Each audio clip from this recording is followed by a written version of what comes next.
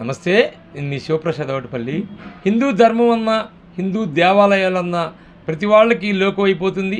దీనికి చక్కటి ఉదాహరణ విజయవాడ మున్సిపల్ కార్పొరేషన్ వారు ఈరోజు దుర్గా టెంపుల్తో గొడవ పడుతూ ఈవో గారిని కలిసి దాదాపు కోట్లాది రూపాయలు పన్ను కట్టాలని చెప్పి అడుగుతూ ఉన్నారు.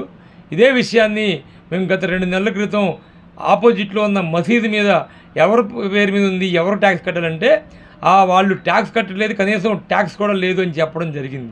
మరి ఇదే మున్సిపల్ వారు ఈరోజు దుర్గా టెంపుల్ ఈవో గారిని కలిసి కోట్లాది రూపాయలు ట్యాక్స్ కట్టాలని చెప్పి అడగడం ఎంతవరకు సమంజసం మీరే ఆలోచించుకోండి. ఇక్కడ మీరు చూసినట్లయితే మన యొక్క చట్టం క్లియర్గా చెబుతూ ఉంది. దేవ ఆదాయ ధర్మాదాయ శాఖ రిలీజియన్ సంబంధించిన భూములకి ట్యాక్స్ కట్టక్కర్లేదని చెప్తూ ఉన్నప్పటికీ ముందుకు వచ్చి మీరు కట్టాల్సిందే అని చెప్పేసి కూర్చోవడం ఎంతవరకు సబబు? ఒకసారి హిందువులారా ఇప్పటికైనా మేల్కొనండి. ఇప్పటికే ప్రభుత్వాలు CGST, SGST అని చెప్పి దాదాపు 22.5% మన హిందువుల హుండీలోంచి ఆదాయాన్ని కొలగొడుతూ ఉన్నాయి. మరొక్కసారి వీళ్ళు దేవాలయాల ఆస్తుల మీద పన్నులు వేసి కట్టాల్సిందే అని చెప్పేసి ఈ విధంగా జారీ చేయడం చాలా బాధాకరం. ఎప్పటికైనా మేల్కొనండి.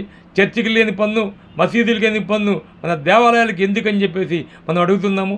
ఈసారి ఎవరైతే ఈ దేవాలయాల పన్ను అడగడానికి వచ్చారో ఇదే విధంగా విజయవాడ మున్సిపల్ వారు మరొక్కసారి దుర్గా టెంపుల్కి పన్ను కోసం వస్తే హిందూ సంఘాలన్నీ ఏకమయ్యి వారిని తరిమి కొడతాయని చెప్పేసి మరొక్కసారి మీ అందరికీ తెలియజేస్తూ ఉన్నాం.